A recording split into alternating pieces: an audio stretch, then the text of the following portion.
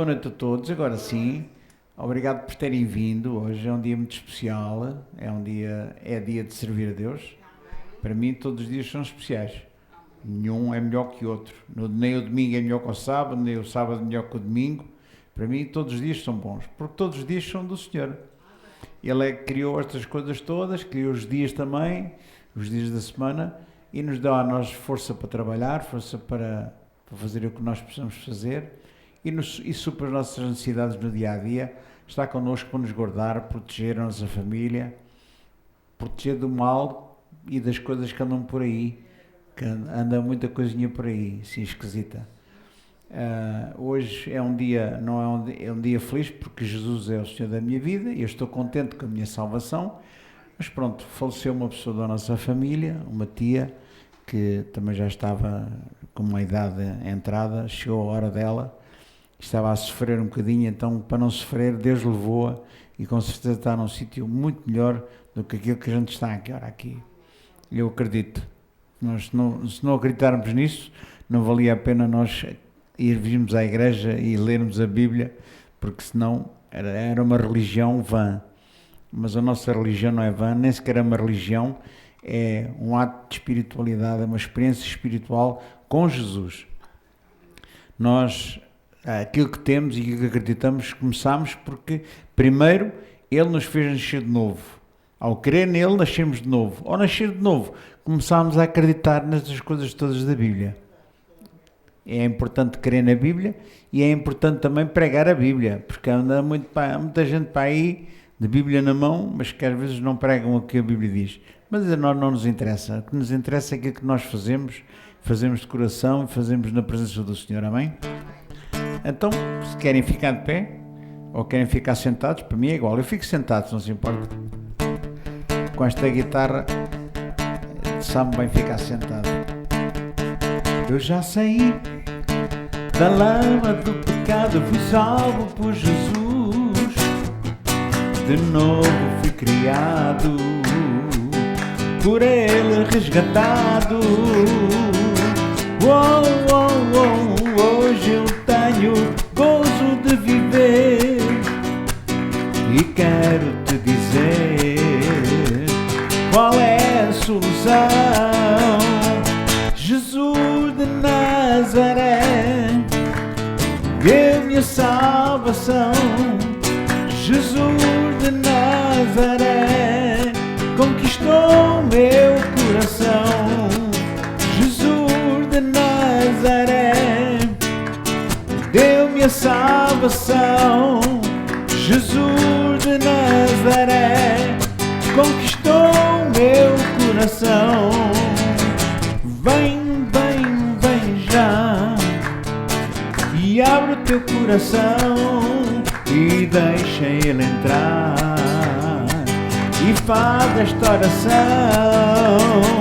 Eu creio que Jesus morreu em meu lugar, seu sangue derramou para me salvar. Perdoa os meus pecados e aceita a minha vida. Recebe-te, Senhor, como Salvador. Jesus de Nazaré deu-me a salvação. Jesus de Nazaré conquistou meu coração. Jesus de Nazaré, Ele deu-me a salvação. Jesus de Nazaré conquistou meu coração. Oh, glória, glória, aleluia, aleluia, glória, glória, aleluia, aleluia. Jesus de Nazaré é sempre o nosso, não é o nosso convidado, Ele é o Senhor, Ele é o dono disto tudo, não é? É importante saber a quem é que a igreja pertence, Porque há muita gente que quer se apoderar da igreja e pensa que ele é que é o dono da igreja e é o dono dos irmãos, mas aqui não há donos carnais, só há um dono, só um Senhor, e esse Senhor chama-se Jesus, pelo nome do qual nós nos identificamos e através do nome do qual nós vamos ao Pai diretamente, sem obstáculos, amém? E através do nome dele, e que os demónios têm que dobrar o joelho ao nome de Jesus. As doenças têm que dobrar o joelho, as coisas más desta vida muitas vezes têm que se afastar. Quando elas não se afastam, é bom você discernir o que é que está a passar. Se calhar é você que precisa de fazer alguma mudança. Porque as pessoas, eu faço estes atalhos assim ao lado, muita gente pensa que por causa do nome de Jesus ter poder e afastar os demónios, que as pessoas podem fazer tudo o que querem, mas não podem. Nós temos que andar segundo os seus mandamentos, amar uns aos outros, amar a Deus em primeiro lugar e amar o próximo. Porque se nós não fizermos isso, você bem pode gritar, esfalfar-se, ficar roxo de gritar o nome de Jesus, que esse nome de Jesus não vai funcionar para afastar nenhum demónio.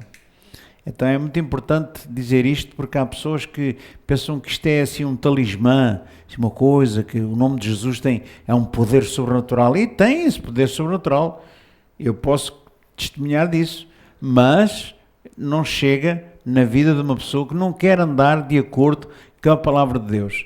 Para andar com a palavra de Deus, você tem que submeter-se a Deus e submetermos uns aos outros em amor. Ajudarmos o próximo, sermos amigos uns dos outros, porque se não acontecer isso, bem pode gritar o nome de Jesus, que o diabo farta-se de rir. Ele até acha piada a essas coisas. É triste, mas é verdade. Mas pronto, como nós não estamos aqui para falar de tristezas, estamos aqui para falar de alegrias. Jesus, em tua presença, reunimos-nos aqui, contemplamos tua face e rendemo-nos a ti, pois um dia a tua morte trouxe vida a todos nós e nos deu completo acesso ao coração do Pai. Jesus, em tua presença, reunimos-nos aqui, contemplamos tua face e rendemo-nos a ti, pois um dia a tua morte trouxe vida a todos nós e nos deu completo acesso ao coração do Pai. O véu que separava já não separa mais, a luz que outrora apagada agora brilha e cada dia brilha mais, só para te adorar e fazer teu nome, e fazer teu nome grande e te dar o louvor que é devido. Estamos nós aqui só para te adorar, só para te adorar e fazer teu nome grande e te dar o louvor que é devido. Estamos nós aqui, estamos nós aqui, estamos nós aqui, aqui para te adorar, aqui para te louvar, aqui para te servir, aqui para aprender, aqui em comunhão, aqui em adoração, aqui com muita paixão,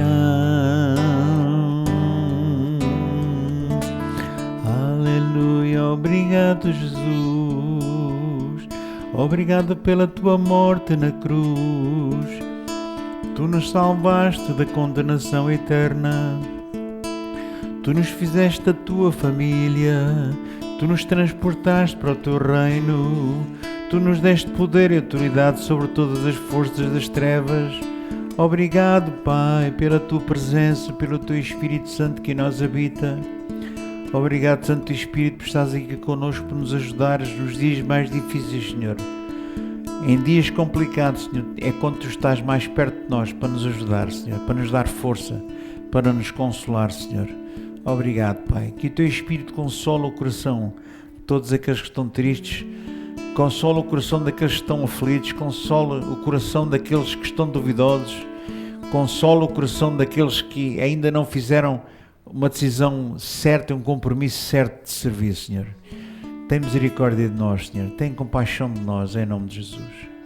Eu peço-te isto, Senhor, para mim, para todos os presentes, para aqueles que estão a ver este programa, em nome de Jesus. Atinge, Senhor, que a tua mão chegue às suas famílias, que a tua mão toque em cada um deles, transforme as suas vidas, Senhor, e faça um milagre na vida delas, Pai, no nome de Jesus.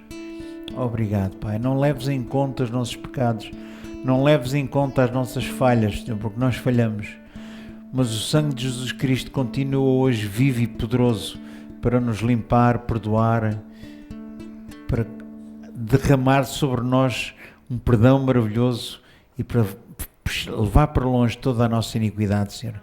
Porque assim como tu afastas o Ocidente do Oriente, Senhor, o Norte do Sul, assim tu afastas de nós os nossos pecados, as nossas iniquidades, para nós não nos lembrarmos mais das coisas que fizemos erradas, Senhor, e continua a ter misericórdia de nós pelas coisas que nós ainda podemos fazer de errado hoje, porque nós sempre falhamos todos os dias, Pai. Mas nós sabemos que o teu amor e o teu perdão é muito mais poderoso do que os nossos pecados, muito mais poderoso que qualquer arma que o diabo tenha inventado contra nós, Senhor. Porque nenhuma arma preparada contra nós jamais prosperará em nome de Jesus. Obrigado, Pai. Pedimos-te para esta noite, Senhor, para nós, para aqueles que estão a ver também, Senhor, um espírito de sabedoria, discernimento. Ajuda-nos a entender melhor a tua vontade. Ajuda-nos a aprender a tua palavra e a fazer dela o nosso guia, fazer dela a nossa maneira de viver, Senhor. Que a nossa maneira de viver seja agradável a ti e de acordo com a tua vontade, Senhor. E que seja fácil, porque na verdade os teus mandamentos não são penosos, não são pesados. Os teus mandamentos para mim, Senhor, são o meu prazer, são a minha meditação, são doces como um mel, Senhor. Obrigado, Pai, obrigado. Seja feita a tua vontade nas nossas vidas, como é feita no céu, Senhor. Ó Pai, obrigado pelo nosso pastor João Viegas, que não está aqui hoje, mas nós sabemos que estamos com ele em espírito, Pai.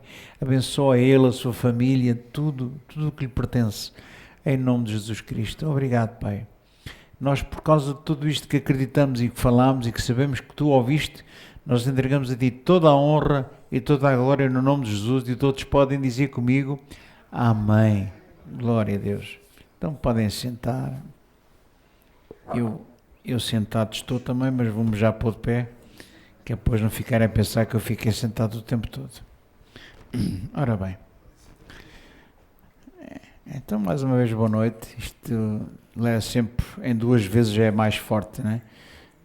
Pela boca de duas ou três testemunhas será confirmada a palavra. Então, é isso mesmo. Eu tenho uma lição que vem na sequência daquilo que eu ensinei a semana passada. Não sei se estão lembrados daquilo que eu ensinei. Eu falei das marcas do crente verdadeiro. E nós vimos várias marcas que são importantes, porque como é que nós vemos que alguém é de Deus, que é de Jesus, que é crente e que é cristão, a sério?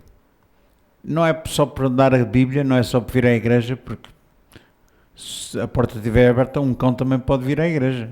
A porta está aberta, ele entra. Isso não tem nada a ver o vir à igreja. Há pessoas que vêm à igreja e andam anos e anos no ramo e não passam da cepa torta. Mas pronto, nós temos de ter misericórdia deles e aceitá-los e orar por eles para que eles cresçam. Mas é importante, não é tão perigoso aquele crente que vem e não faz, não é o mais perigoso. O mais perigoso é aquele que diz que é crente e faz tudo ao contrário. E andam a fazer coisas erradas e andam a pregar coisas erradas. Então é importante que um verdadeiro crente se lhe faça um teste. Eu sou a favor dos testes. E agora fiz um teste ao carro, detetei lá umas coisas que eu pensava que era uma coisa, afinal já é outra. Mas pronto, valeu a pena fazer o teste porque já sabemos onde é que está o problema. Aquele problema do gasóleo, lembra-se? Pensávamos que era por baixo, não é por cima. Pronto, seja para onde for, ou por cima ou por baixo, tem que ser arranjado. Mas nós estamos aqui para falar de carros, estamos a falar de testes aos crentes que se dizem cristãos.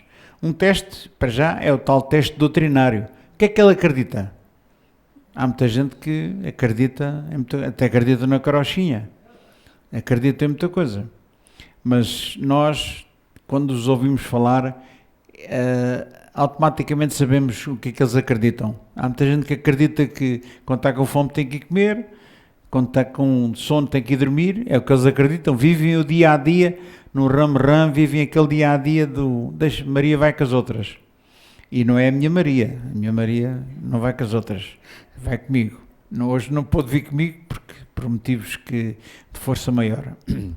Faleceu uma pessoa de família, então ela ficou a fazer presença diante das pessoas que ficaram um bocado combalidas com a situação. Mas também já era uma senhora com uma certa idade e a pessoa de certeza que está no céu, que Deus a tem em descanso, agora é que está melhor que nós.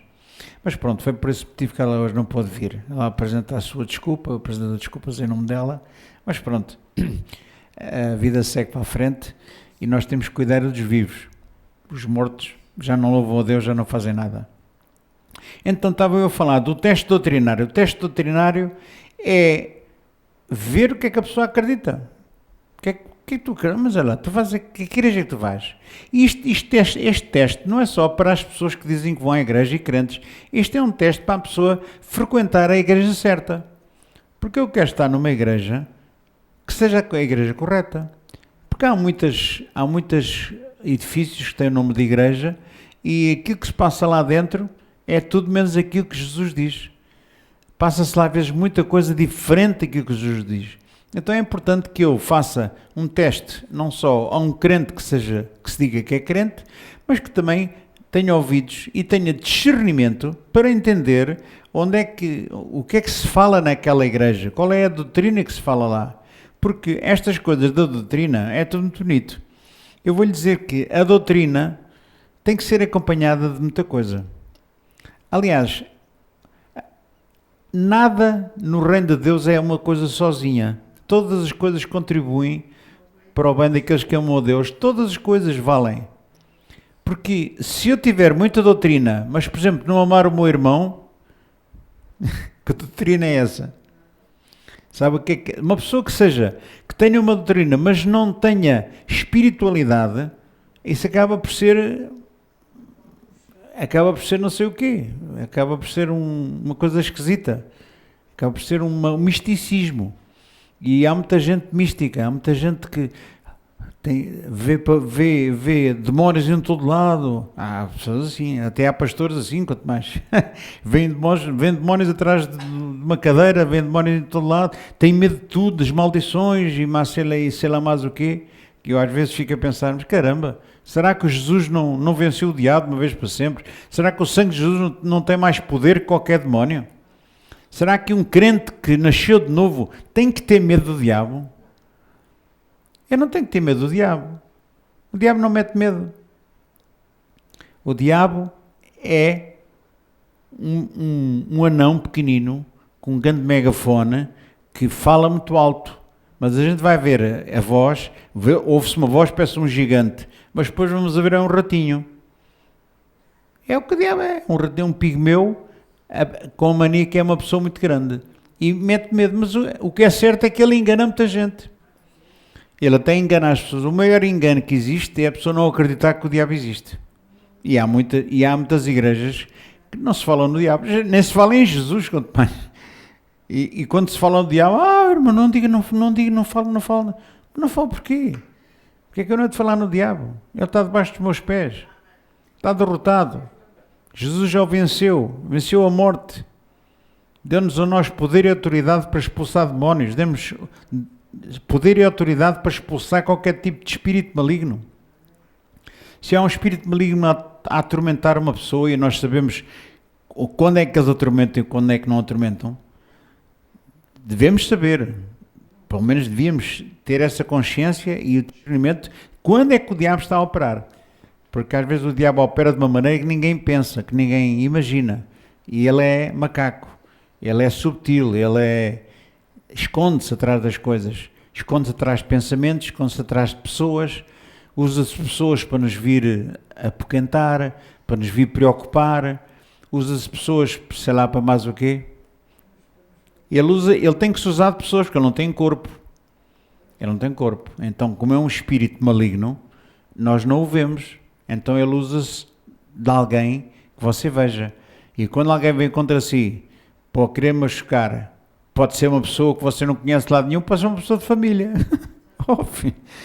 Eu só queria notas de 500, como já estou careca de ver isso. Mas eu quero dizer uma coisa, mesmo quando é uma pessoa, o que é que você vai fazer? A minha lição não tem nada a ver com isto, mas estou a dar-lhe força a falar nisto. Quando alguém vai ter connosco e nós vemos que essa pessoa está a vir contra nós para nos querer aborrecer ou tirar do sério ou fazer preocupar, o que é que nós fazemos? A Bíblia diz que a nossa guerra não é contra a carne e o sangue, mas sim contra principados, poderes e potestades, quer dizer, espíritos malignos. Então, se a minha guerra não é contra a carne e o sangue, eu não posso ir contra a pessoa que vem para me machucar, ou vem para me fazer preocupar, ou vem para me prejudicar, ou para me ameaçar. Eu não posso lutar contra ela. Às vezes dá vontade. Dá vontade. Mas não podemos fazer isso.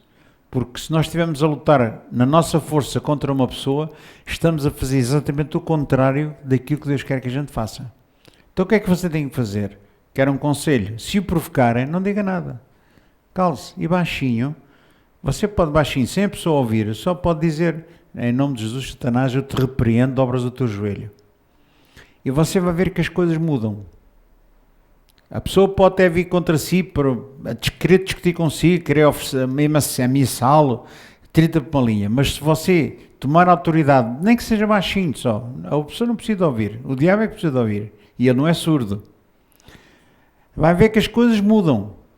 Esse é o poder e a autoridade que Deus nos deu. Amém, meus irmãos? Agora, ser cristão, eu tenho aqui uma palavra que é em inglês, que é naif. Naif é uma pessoa ingênua.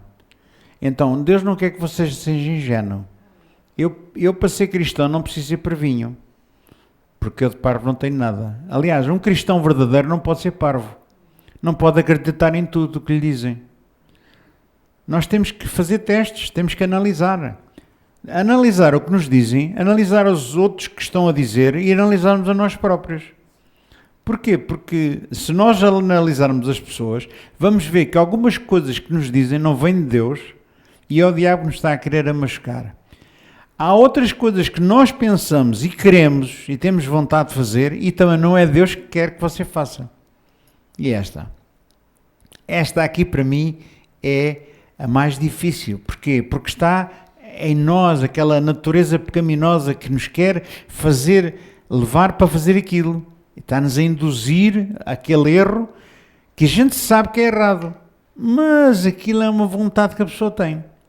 De fazer aquilo que é uma paixão. Pode ser uma paixão, pode ser um desejo descontrolado que a pessoa queira fazer, mas Deus está sempre a dizer, cuidado. Cuidado com as paixões. Analisa de ti próprio. Eu tenho que me analisar à luz da palavra. Se eu vejo que aquilo que me está a apetecer fazer não está de acordo com a palavra de Deus, eu tenho que tomar providências, tenho que fazer alguma coisa. Portanto, o meu inimigo aqui nem é o diabo, serei eu próprio. Eu tenho que não tenho que me martirizar, como alguns, quando estão a ser tentados por uma paixão, uma coisa qualquer, o que é que eles fazem? Eles machucam-se, automutilam-se. Há pessoas assim. Mas isso não adianta absolutamente nada. O diabo não liga nenhuma a isso. Mas a pessoa tem que analisar e ver se a pessoa não está a conseguir lutar contra aquele desejo, tem que pedir ajuda. Olha, peça ajuda a um irmão de confiança. Se não encontra nenhum irmão de confiança, peça ajuda ao seu irmão mais velho, que é Jesus. Peça a ele: Senhor Jesus, eu não estou a aguentar, ajuda-me, porque o meu corpo está-me a pedir, está-me a querer que eu faça isto, mas eu sei que isto é errado. Então a decisão é sua, a decisão é minha, eu faço se eu quiser. O diabo pode vir aqui pintado, de cor-de-rosa, às bolinhas, querer seduzir-me, oferecer-me mundos e fundos, mas eu é que decido se faço ou não faço. Está na minha mão, nem está nas mãos de Deus, porque Deus não quer que a pessoa faça as coisas erradas, mas eu é que tenho que decidir. Não é verdade? Deus dá-nos a nós o poder de decisão. Nós não somos autómatos, não somos máquinas. As máquinas é que vão para onde a gente quer. O carro não vai para onde o carro quer. Eu, quando falei para o carro, eu disse: agora vais para casa. E ele não vai sozinho, sou eu que o tenho que levar. Não é? Ele vai para onde eu quero. Ele vê se eu não me trouxe para aqui. Trouxe. Apetecia-me. Se calhar não. Se calhar apetecia-me ter ficado em casa, a dar apoio à minha esposa, não é? Mas eu tenho um compromisso. Há coisas que se levantam mais altas e que fazem com que nós tomemos decisões daquelas de qualidade, decisões que nos fazem às vezes ou chorar ou ficar mais tristes, mas nós vamos cantando e rindo, às vezes chorando e lamuriando, mas vamos. E é assim que nós temos que decidir a nossa vida. Ora bem, na sequência do que eu ensinei a semana passada, o título da mensagem de hoje, que é para a Célia, já estava ali assim, quando é que ele diz o título da mensagem? Então o título da mensagem de hoje é A Certeza da Vida Eterna. A certeza da vida eterna. Irmão, se há coisas que você tem que ter, é a certeza da vida eterna. Porque se nós não tivermos a certeza da vida eterna, não andamos aqui a fazer nada. Andamos aqui a ver os elétricos, que agora já são poucos em Lisboa, e qualquer dia acabam totalmente. E para isto eu queria ler vários versículos bíblicos em 1 de João 5, do versículo 1 até ao 20. Ei, vamos andando, não vou ler todo de seguida, né? Mas vamos ver o que é que em 1 de João o apóstolo João nos dá umas dicas para nós fazermos um teste a nós próprios. Um teste a nós acerca do que é a vida eterna, se nós realmente já temos a vida eterna ou não. Então, 1 de João 5, versículo 1, diz assim: todo aquele que crê que Jesus Cristo, todo aquele que crê que Jesus Cristo, que Jesus é o Cristo, sim, é nascido de Deus. Eu vou ler outra vez: todo aquele que crê que Jesus é o Cristo é nascido de Deus. E todo aquele que ama o que gerou também ama o que dele é nascido. Então isto é aqui só este versículo já chegava para a gente terminar a reunião. Porque aqui o apóstolo João está aqui a fazer um teste. Todo aquele que diz que ama e crê que Jesus é o Cristo, ele é nascido de Deus. Ninguém pode nascer de Deus se não crer que Cristo é o Cristo, que é o Messias, que é o Salvador. Então, e todo aquele que crê que nasceu de Deus, também crê naquele que nasceu, que dele é gerado, quer dizer, o irmão. Aqui só de uma paulada nós matamos 2 coelhos. Então o primeiro coelho é: eu amo a Deus, nasci de novo, creio em Jesus, nasci de novo. Ora, se eu nasci de novo, tenho a vida eterna, eu tenho que amar aquele que de Deus é nascido. Quem não amar o seu irmão, a Bíblia diz que ele diz que é crente, mas é mentiroso. E eu às vezes ouço histórias, e da semana passada eu fiz isso também, na sexta-feira, de um irmão que é muito querido, que eu gosto muito dele, que lá na igreja ofereceram-lhe tareia. Até o próprio pastor lhe ofereceu tareia. E ele ficou... Ele é uma pessoa que sabe se defender também. Ele é cá dos meus também. Sabe se defender. Mas estas coisas de saber defender, numa igreja eu não preciso defender ninguém. Eu tenho que saber atacar o diabo. E tenho que amar o irmão. Eu não tenho que estar à tabela com o irmão como quem diz, bem, vamos lá ver se ele me vai bater hoje. Se a pessoa vai a uma igreja dessas, porque é que vai lá fazer? Aquilo não é uma igreja, aquilo é um ringue de boxe. Valia mais fazer uns torneios e quem ganhasse o torneio ganhava uma medalha ou uma taça. Portanto, uma pessoa que passa por essa situação, se fosse ele, veria bem, analisava bem e começava a pensar, se calhar não estou lá a fazer nada. O que é que eu estou lá a fazer? Se as coisas de Deus não estão a ser praticadas, se a palavra de Deus está em jogo naquilo que as pessoas fazem, numa igreja, então eu não vou lá fazer nada. Vou procurar uma igreja onde o pastor prega a palavra e onde os irmãos se amem uns aos outros. Porque se nessa igreja amarmos a Deus, têm que se amar uns aos outros. Amar-nos aos outros é um mandamento. Os mandamentos todos da Bíblia, de Êxodo 20, resumem-se em 2. Primeiro, amar a Deus acima de todas as coisas.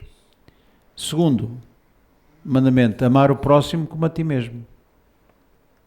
Está feito os mandamentos. Está a ver que não é preciso aqueles mandamentos todos e as ordenanças e sei lá mais quantas. Nem é preciso os 10, bastam 2 mandamentos. Jesus disse, amar a Deus acima de todas as coisas e ao próximo como a ti mesmo. Se eu amar a Deus, tenho que amar o próximo. E eu não posso amar se eu digo que amo a Deus e não amo o próximo, é mentiroso. Porque como é que eu posso amar uma pessoa que eu não vejo que é Deus quando eu não consigo amar aquela que está à minha frente? Quem diz amar, diz também ir ao encontro das necessidades dessa pessoa. Se essa pessoa tiver fome, se essa pessoa tiver sede, se essa pessoa tiver alguma coisa que eu possa suprir, eu, como filho de Deus, se digo que sou crente, eu tenho que ir lá e saber, olha lá, o que é que precisas? E quando digo crente, digo uma própria igreja. Como é que se vê que uma igreja é uma igreja de Deus, é uma igreja aprovada por Deus? É uma igreja onde se prega a palavra, mas também é uma igreja que se preocupa com as necessidades das pessoas. Esta igreja, por exemplo, faz isso. Não é uma igreja muito grande, não é uma igreja muito rica, mas é uma igreja que dentro das suas posses ajuda muita gente. Dá-se uma cesta básica a quem precisar, quem tiver fome e ter dificuldades, pode-se dar uma cesta básica. Porque se a pessoa diz que é crente, ama a Deus, vai pregar o Evangelho, mas depois não supra as necessidades das pessoas que estão aflitas, essa religião é vã. Não tem, e é falsa. Então é um teste maravilhoso saber que nós estamos numa igreja certa e não podemos ser naivos, ingênuos. Nós temos que fazer os testes doutrinários, o teste moral. O teste moral é muito fácil. O teste moral é saber se a pessoa está na igreja e leva uma vida condigna diante de Deus e diante dos irmãos. Porque, repara, os mandamentos, já falei que a primeira parte dos 10 mandamentos é amar a Deus, mas depois é tudo o próximo.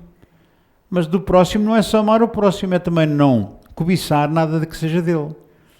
Não cobiçar a mulher dele, não cobiçar o carro dele, não cobiçar a casa dele, não cobiçar o dinheiro que ele ganha ou os negócios que ele possa ter. Começa por aí também, é uma forma de amor. E ninguém consegue cumprir com isto se não praticar os mandamentos de Deus. Amar o próximo é praticar os mandamentos. Amar o próximo é fazer isto que Deus diz. Não cobiçar nada. Nem tão pouco caluniar a pessoa. Caluniar é muito fácil. Quantas pessoas é que a gente não sabe que gostam de falar mal uns dos outros? Ao pé de mim não falam, que eu não deixo. Eu, se for preciso, desligo o telefone ou mudo conversa, porque falarem mal ao pé de mim não falam. Não falam mal de ninguém. É preferível dizer uma asneira. Eu não estou a encorajar ninguém a dizer asneiras, mas é preferível às vezes dizer uma asneira do que estar a falar mal dos outros. Porque quando a pessoa está a falar mal dos outros, está a fazer exatamente ao contrário que Deus quer que a gente faça.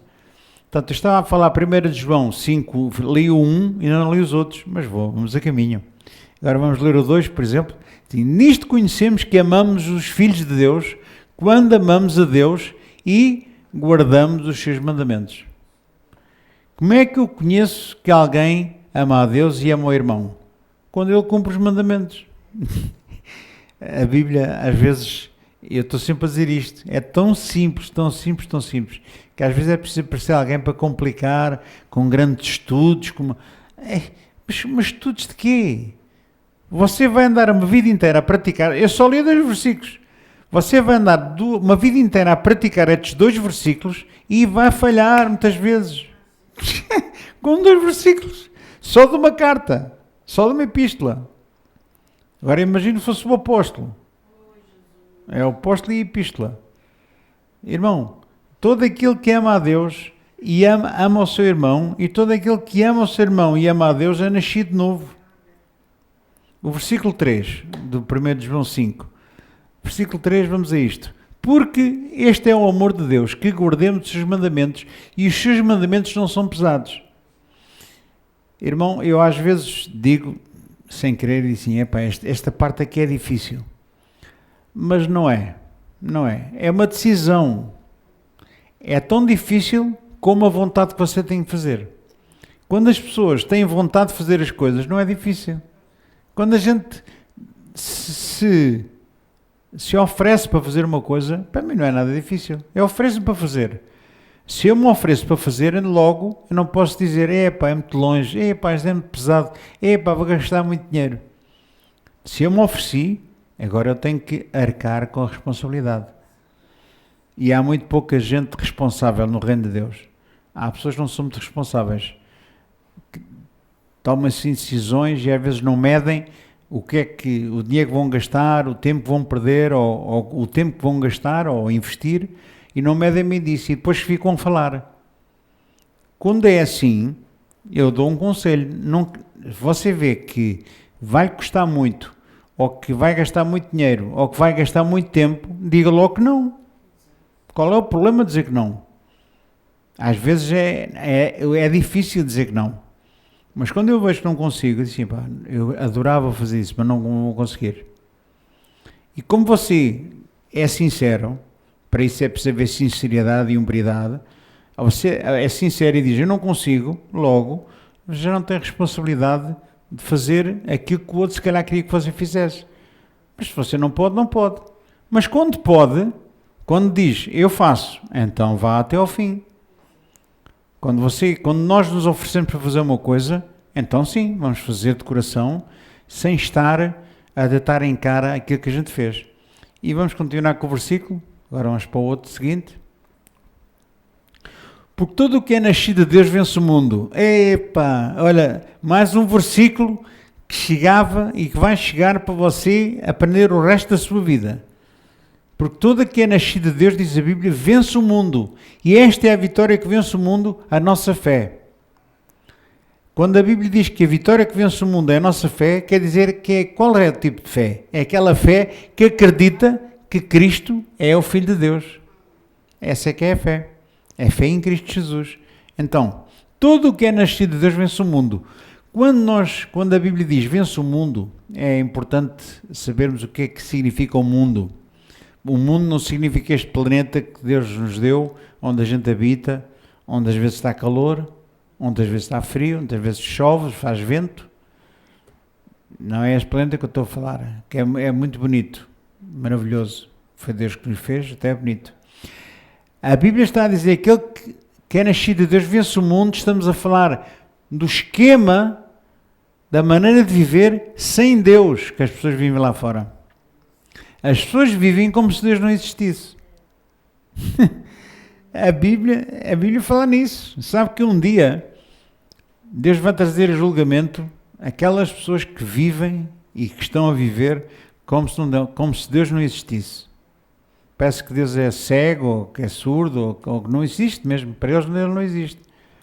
E Deus um dia vai trazer a juízo a essas pessoas e vai condená-las. Mas Deus é amor. Pois é, Ele é amor, mas Deus é justiça e as coisas vão ter que se cumprir. Agora, nós temos que aprender uma coisa, nós já fugimos já conseguimos nos livrar dessa condenação. Também já lá andámos, eu já lá andei no grupo das pessoas que também não ligam nenhuma a Deus, não creem que Ele existe. Eu já vivi muitos anos da minha vida vivendo como se Deus não existisse. E fazia as coisas tranquilo, ninguém estava a ver. Não é que eu esteve a fazer assim coisas muito erradas, algumas eram, outras menos erradas, outras assim, outras nem por isso. Então, Deus não leva em conta esses dias, porque eu não tinha conhecimento se via lá. Mas a partir do momento em que eu tive um encontro com Jesus, em que Jesus entrou na minha vida, então agora a minha responsabilidade é maior. Eu sei o que é que eu estou a fazer. E eu agora assumo. Não quer dizer que faça tudo certo, porque no dia em que eu falhar, tenho um advogado de defesa. E tenho o sangue de Jesus que me limpa quando eu me arrependo e peço perdão. E peço misericórdia. Mas falhar toda a gente falha. Mas não é por eu falhar não é por eu cair que vou ficar estendido no chão a chorar. Não. Eu levanto-me e sigo em frente. Amém, meus irmãos? Continuando ainda o versículo. Todo aquele que é nascido de Deus vence o mundo. Agora, quem é que vence o mundo senão aquele que crê que Jesus é o Filho de Deus? Somos nós? Somos nós. Quem é que vence o mundo? Sou eu e é você que cremos em Cristo. Vencer o mundo é vencer esta maneira de viver errada, sem Deus. A maneira de viver, da publicidade, do marketing, da visibilidade. As pessoas gostam muito de se mostrar, gostam muito de exibir aquilo que têm, o dinheiro que têm, o carro que guiam. Gostam imenso de fazer esta parada de vestidos. Parece um festival. E as pessoas gostam muito de serem visíveis. Eu cá para mim, eu sou visível porque remédio, não tenho outro remédio se não estar aqui e vocês olharem olhar para mim. E estará a ser gravado. Não dava para esconder-me ali na casa de banho a pregar não sei para quê. Para o lavatório, não é? Não. Eu tenho que assumir que sou de Cristo, tenho que assumir que eu nasci de novo, tenho que assumir que eu amo os meus irmãos e tenho que assumir que Deus me deu uma chamada e que me deu um compromisso, que me deu uma missão para eu fazer, que é pregar o Evangelho. Eu prego o Evangelho a toda a criatura. Quem crer e for batizado será salvo, quem não crer será condenado. O problema já não é meu. Eu faço a minha parte. As pessoas depois têm que fazer a delas, não é? Então, é importante saber que aquele que é nascido de Deus vence o mundo. E esta é a vitória que vence o mundo, a nossa fé. Sem fé, ninguém consegue vencer o mundo. Sem fé, a fé que crê que Jesus Cristo é o Filho de Deus, é essa fé que vai fazer com que você vença o mundo, que vença o sistema do mundo, que vença as coisas que o mundo faz sem Deus. Você vai vencer. Não tem que ter medo. Não tem que ter medo de nada. Ninguém tem que ter medo de nada, nem tem que estar preocupado com nada. Eu já há muito tempo que eu não sei o que é ter medo, já há muito tempo que eu não sei o que é estar preocupado, já há muito tempo que eu não sei o que é uma dor de cabeça. Não estou para aí virado. Se for uma coisa que eu não consiga fazer sozinho, tenho um pai maravilhoso que é o chefe do universo, criou as coisas todas, criou os céus e a terra. Tenho o Espírito Santo que habita em mim, que foi enviado, o Senhor enviou. Tenho Jesus Cristo, que é o leão da tribo de Judá, para me ajudar, para combater as guerras e as batalhas que eu não consigo vencer sozinho. Aliás, ninguém consegue vencer sozinho. Se alguém pensa que vence sozinho na vida, está iludido, está completamente enganado. E como está enganado, pode cair para o lado, sem querer. Pode estar assim, está a dormir na forma. Mas pronto, há sempre alguém que cai para o lado porque não está atento às coisas. Mas isso o problema já não é meu. Ora bem, então, a certeza da vida eterna é a lição de hoje e agora vamos ler o versículo a seguir, porque só até ao versículo 20 temos muito para dar. Este é aquele que veio por água e sangue. Por água e sangue. Isto é, Jesus Cristo. Não só por água, mas também por água e por sangue. E o Espírito é o que testifica, porque o Espírito é a verdade. Versículo 7. Então, assim, porque três são os que testificam no céu, o Pai, a Palavra e o Espírito Santo. E estes três são um. O Pai, a palavra é Jesus, não se esqueça. Ele é o Verbo. No princípio era o Verbo. Então, três são os que testificam no céu. O Pai, a Palavra e o Espírito Santo. Mas há 3 que testificam na terra. Quais são os 3 que testificam na terra? Já vamos ver. Logo a seguir, o versículo a seguir. E 3 são os que testificam na terra: o Espírito, a água e o sangue. A água e o sangue. Todos nós nascemos da água e do sangue. Quando a nossa mãezinha nos deu à luz, nascemos da água. As águas, arrebentaram as águas, nasceu a criança. E é sempre com sangue. Não há ninguém que nasça sem sangue. Assim também na terra são 3 que testificam: o Espírito, a água e o sangue. Porquê que esses 3... Repare que Jesus nasceu como homem. Ele nasceu do ventre de Maria, que é outra coisa que há muitas igrejas que omitem isso. Há muita gente que diz que Jesus que não tem um corpo humano, que o corpo de Cristo, não estou a falar da igreja, que o corpo de Cristo que é um corpo mítico, que é um corpo que é uma projeção, é um corpo que a pessoa mete a mão e passa para o outro lado, como se fosse um holograma, uma projeção. Há muita gente que acredita nisso. Porquê? Porque eles não lhes metem na cabeça que Deus se fez humano. Há muita gente que não acredita nisso. Há igrejas que não pregam isso, ensinam ao contrário. Então repare, uma das preocupações que não só o apóstolo João, mas o apóstolo Paulo e não só, e o Tiago, por exemplo, sempre tiveram muito cuidado é com os falsos profetas. Cuidado com os falsos profetas, cuidado que ninguém vos engane. Jesus estava sempre a dizer isso. Porque vão-me aparecer muitos em meu nome e dizer que este é o Cristo e aquele é o outro, e vão enganar a muitos. É o que mais falta para a gente enganar. É difícil enganarem-me a mim, é difícil enganarem a si, é difícil enganar o nosso pastor, e é difícil enganar aqueles irmãos que fazem o melhor que sabem a palavra, praticam a palavra e têm Jesus no coração. E têm o Espírito Santo a viver em si. É muito difícil de enganar uma pessoa assim. Eles podem vir com umas conversetas e com umas prosápias, podem vir da maneira que quiserem, mas é muito difícil de enganar. Não é difícil, é impossível enganar. Você às vezes pode ser fazer como eu, parvo, para não estar a arranjar guerras e confusões. O que é que a gente vai dizer? A pessoa está para dizer-lhes uma série de disparates. A gente o que é que faz? Não vamos estar a repreendê-lo. Repreender, você tem que repreender aquele que ama e aquele que o ama a si. Repreende-se um filho. Repreende-se um irmão da igreja que estará a fazer alguma coisa errada. E isso até é uma forma de ver que você está na igreja certa.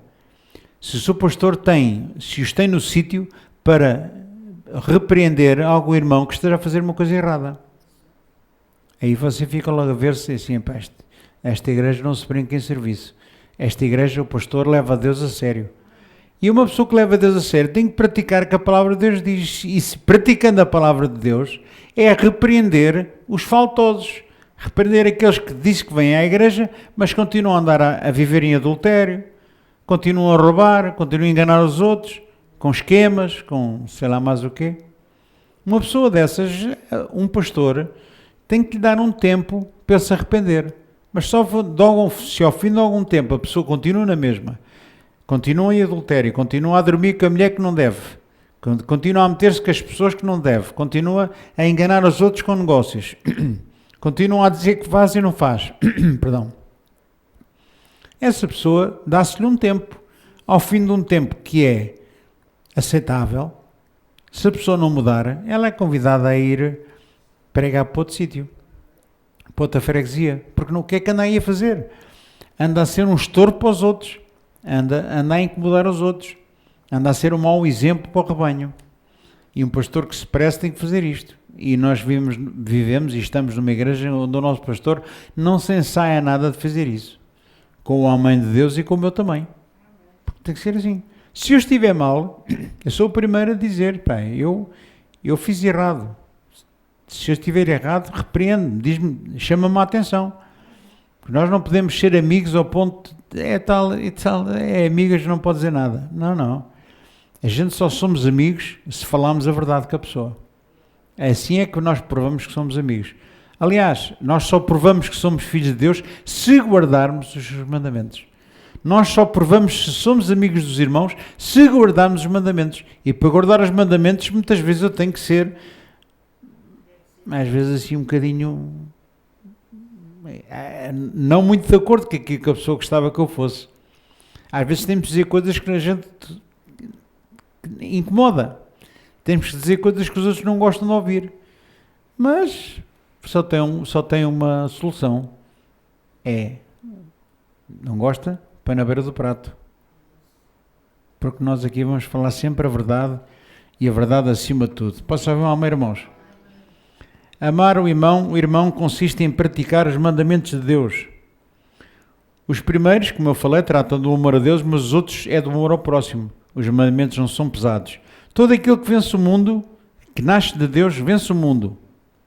Tiago 4,4. Já acabei de dizer, mas vamos ver outra vez que é para ficar registado o versículo. Tiago 4,4. Epá, estar aqui uma t-shirt com as cores aqui de trás que até fica bem. Minha Maria tem bom gosto. Olha, ai doutor, que dor. Olha este versículo bíblico. Epá, já viu que Deus não tem papas na língua? E o Tiago também não. O Tiago não quer dizer que seja... Eu conheço outros Tiagos que, pronto, são mais mansos, não é? Mas este não é nada de manso.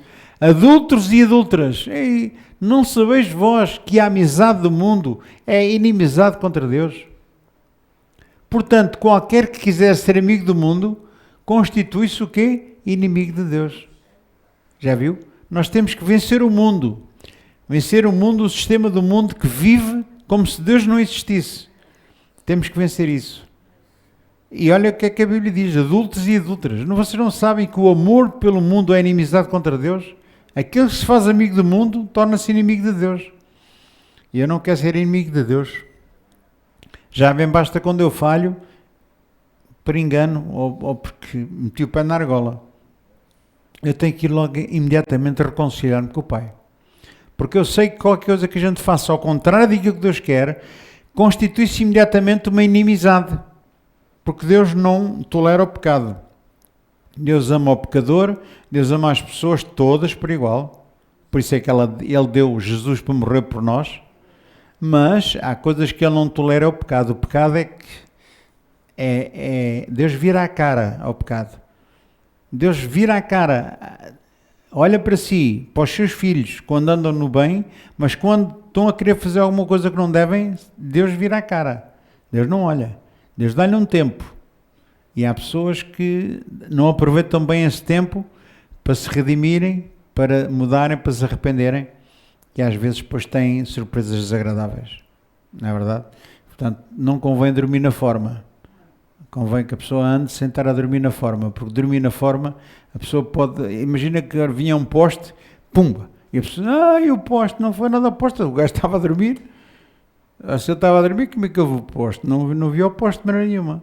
Então é preciso ter os olhos bem abertos e ver o que é que a gente anda a fazer. Então, Tiago 4,4 nos mostra isso.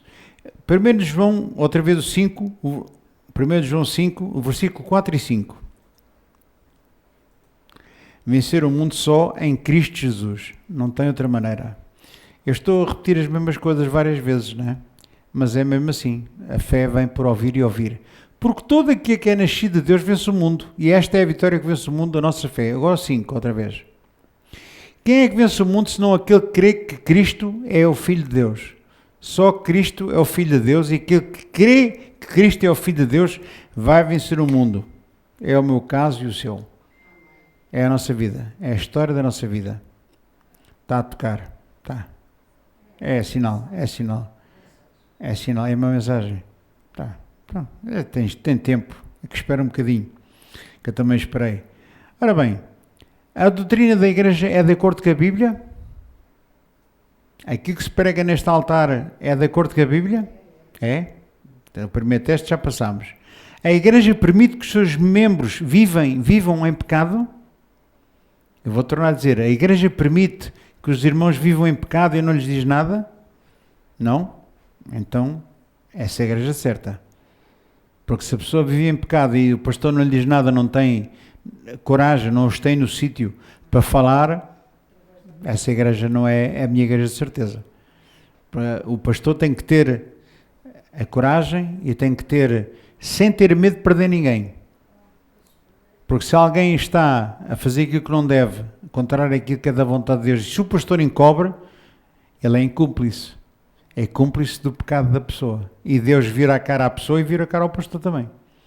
Agora, se nessa igreja o pastor não vira a cara a Deus e não vira a cara à mão, mas repreende o cara a cara, olhos nos olhos, e se tiver que o tirar da congregação, tem que o tirar, então Deus, esse pastor tem a aprovação de Deus. Esse pastor está a fazer a vontade de Deus. Esse pastor está a ser um pastor como deve ser. Essa é uma igreja certa. É uma igreja que anda de acordo com a vontade de Deus. Amém, meu irmão? A igreja tem um plano para ajudar os necessitados? Tem. Essa é a igreja certa. Se a igreja se preocupa com as pessoas que têm dificuldade e lhes arranja uma maneira de subsistência temporária, porque também a Bíblia diz que é o tamanho de trabalho que não coma. A pessoa andar toda a vida a pedir pão e tem saúde e é uma pessoa jovem. Há pessoas jovens que às vezes têm dificuldade na vida, pronto, ou porque ganham pouco, ou porque ficaram desempregadas. É diferente, já aconteceu aqui essa situação. Mas se uma pessoa nova tem força e anda toda a vida pendurada na cesta básica que a igreja lhe pode oferecer e não vai trabalhar, é uma pessoa com saúde, com 20, 30 anos e não vai trabalhar, não tem uma subsistência, essa pessoa não pode comer. Não trabalha, não come. A minha avó dizia, quem não trabuca, não maduca. Então, não há vícios, aqui não se está a alimentar vícios. Aqui pratica-se a palavra de Deus. Tem dificuldade, teve um mês pior, pediu ajuda. Pois sim, senhora, o pastor tem sempre ali um armazém com várias coisas que são necessárias, as básicas, para a pessoa pelo menos não passar fome hoje nem amanhã. Mas se hoje matar a fome e amanhã, depois da manhã já pode ir para o trabalho ou fazer alguma coisa pela vida. E é assim que se tem que praticar e é assim que a gente vê se a igreja está a ser correta ou não. A ação social sem doutrina, isto agora é ao contrário, uma ação social sem doutrina, imagina que o pastor aqui eram só cestas básicas. É uma maravilha, dia para tudo. O pessoal tudo a levar a comer para o mês inteiro. Mas depois também não dá doutrina. O que é que se chama isso? É um instituto de benemerência. Ou então é a Santa Casa da Misericórdia. Santa Casa da Misericórdia é assim. Tem outros esquemas. A Santa Casa tem outros esquemas. Tem os totolotos e euromilhões e as raspadinhas, que é uma vigarice primeira, para andar a alimentar depois alguns que não querem fazer nada. Mas isso já são outros 500. Já não são contas do Rosário. A espiritualidade sem doutrina, olha esta, a espiritualidade sem doutrina, o que é que pode dizer? Pode acontecer, pode dar em misticismo. Misticismo é assim uma coisa que a gente não sabe muito bem o que é. E as pessoas falam em nome de Deus, mas depois não há doutrina e aquilo não vale nada. Aquilo parece quase um centro espírita. Se as pessoas, eu nunca entrei num centro espírita, mas sei o que é. Se as pessoas soubessem que é um centro espírita, lá pratica-se muita caridade. Os centros espíritas, para quem não sabe, é aqueles que consultam os mortos. Tem um indivíduo que chama-se o médium, que ele entra em contacto com os espíritos daqueles que morreram, que é tudo mentira, que as pessoas que morreram não andam para aí a vaguear, andam em contacto com demónios. Mas essas instituições espíritas são as instituições que mais praticam caridade. Isto é, ajudam os pobres. E esta? É verdade. Eles ajudam muito os pobres. Vão lá buscar um dinheiro não sei aonde, se calhar até o próprio Estado, se calhar é capaz de lhes ajudar. Mas isso é como eu lhe digo, também não são contas do meu rosário. Mas uma coisa é certa, a espiritualidade sem doutrina é misticismo. É como se fosse um centro espírita. Então nós temos que saber a igreja onde estamos e as linhas com que nos cruzemos, porque senão facilmente as pessoas são enganadas. E nós aqui já não caímos em engano. Posso falar, meus irmãos? A igreja tem que ter um plano de ajuda a necessitados. Tem. É sim, senhora. Já falei isso, a espiritualidade. Agora, uma boa doutrina, sem amor ao próximo, esta é outra. Uma igreja tem uma doutrina fantástica, mas depois os irmãos andam a pancada uns com os outros. O pastor oferece pancada aos irmãos. O que é isso? Chama-se isso uma religião morta. Fala-se lá de Deus, mas aqui está tudo morto. E não acontece lá nada. Quer dizer, acontecer acontece. De vez em quando ainda alguém leva uma pera assim no focinho. No focinho, quer dizer, na cara. Na focinha é os animais. Na tromba. Na tromba é o elefante. O elefante não joga boxe por causa disso, tem medo de levar na tromba. É verdade. Nunca vi nenhum elefante a praticar boxe, para não? Para não, ele tem medo de levar na tromba. Mas se alguém vai a uma igreja onde as pessoas veem assim estas quesílios uns contra os outros, assim, pá, há qualquer coisa aqui não está bem. Uma boa doutrina sem amor ao próximo é uma religião morta. E nós queremos uma igreja viva. Uma igreja onde as pessoas se amem, onde as pessoas ouçam a palavra e se ajudam mutuamente. Se houver alguma necessidade, nós vamos ao encontro. Se estiver nas nossas posses, se estiver ao nosso alcance, nós damos uma ajuda. Se não tiver, paciência. Mas há sempre alguém. Há sempre alguém mais, se calhar tem mais possibilidades, mais hipótese de suprir a necessidade da pessoa. Há sempre alguém. Agora é preciso que a pessoa também não venha à igreja com interesse. Porque eu conheço, infelizmente, também muita gente que vai à igreja, às vezes por interesse. Ou por interesse naquilo que a igreja lhe possa dar, ou no interesse que a pessoa, daquilo que a igreja lhe possa facilitar a vida. E nós, infelizmente, conhecemos pessoas assim. Vão à igreja, vão àquele sítio ali, porque sabem que tem alguém que os leva, ou que tem uma boleia. Santinho. Vida com abundância. Santinho era antigamente. Para quem não sabe, ninguém ouviu, mas foi aqui um espirro. Então, isto é importante nós falarmos disto, porque temos de ter a certeza da vida eterna. E a vida eterna só em Cristo Jesus. A vida eterna só é daquele que crê que Jesus é o Filho de Deus. Vida com abundância. Saúde perfeita. Amém? Quer um lenço? Não. Irmãos, eu não tenho muito mais para dizer, a não ser que você faça esse teste a si próprio. Pergunte-se a si próprio, será que eu estou a fazer tudo certo? Será que há aqui qualquer coisa que me está a falhar? É por isso que os pastores existem, para dar um aconselhamento, para tirar alguma dúvida. Mas há pessoas aqui que já não precisam de aconselhamentos, porque têm o Espírito Santo dentro deles, sabem a palavra, é só praticá-la, é só fazer o que Deus diz. É tão simples como isso. Se a pessoa quando não sabe, o que é que faz? Deita-se a dormir. Pronto, porque assim descansa. E pronto, não há nada com ele. É o melhor que a pessoa diz, olha, então ouviste o assunto? Epá, deitei-me sobre o assunto. E meditei. Quando acordei já eram 3 da manhã. A gente se fosse embora, já às 3 da manhã estava aqui. Está em paz. Em paz me deitei e dormi. Glória a Deus. Muito bem. Não tenho mais nada a acrescentar, a não ser que desejo do fundo do coração que todos nós pratiquemos os seus mandamentos. Porque quando nós o fizermos, vamos amar a Deus acima de tudo e amar o próximo como a nós mesmos. Veja bem a complicação doutrinária que eu trouxe hoje aqui. A lição que eu trouxe aqui com não sei quantos versículos bíblicos, uns 40, para dar aqui uma lição, um sermão, assim, que a pessoa ficou a pensar, senhora, uma coisa erudita, uma coisa mesmo, nem o doutor, nem o Essa de Queiroz sabia pregar assim tão bem. Não, irmãos, nós temos que praticar aos bocadinhos. Praticamos hoje um bocadinho e depois dormimos. E amanhã praticamos mais um bocadinho e depois tornamos a dormir. Há uns que dormem a qualquer hora, nem é preciso ir para a cama. A gente basta pôr uma almofadinha aí e é uma maravilha.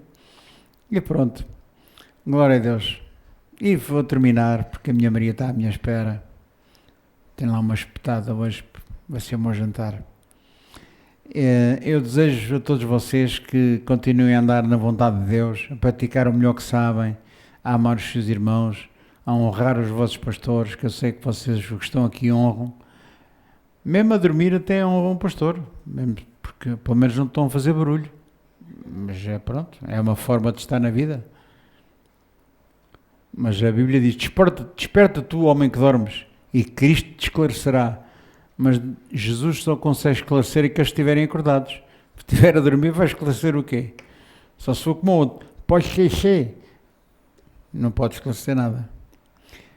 E pronto, o meu desejo é esse, é que aqueles que estão acordados, mantenham-se acordados, porque os dias estão cada vez mais difíceis. Eu ando aqui a cozinhar uma lição para falar dos últimos tempos do sono que está a dar a muita gente. Não digo propriamente deste sono, não é? Porque este é um sono pacífico, não é? Mas estou a falar daquela sonolência que parece que não está a acontecer nada, parece que está tudo bem. Só que não está nada tudo bem. As coisas não estão nada bem no mundo. Quem tem atenção ao que é que está a passar no mundo, as coisas não estão corretas. Cada vez há mais fomes, cada vez há mais dinheiro e cada vez há mais miséria. Cada vez há mais instrução e cada vez há mais gente estúpida. Cada vez há mais coisas. A tecnologia está cada vez mais avançada. Hoje em dia, os telefones, o computador, sei lá mais o quê, está tudo cada vez mais avançado. Até a própria medicina está cada vez mais avançada. Mas cada vez há mais problemas que a medicina já não consegue resolver. Mas nós temos um Deus que é aquele que ensina todos os mestres, é aquele que ensina todos os professores, é o professor dos professores. E tem sempre uma solução para todos. Há sempre uma solução para quem o busca, uma solução para quem é humilde. Só mesmo para quem está a dormir é que ele não consegue fazer nada. Mas pronto, já são... Mas até o próprio sono já alimenta a pessoa. Uma pessoa assim, uma pessoa que dorme muito...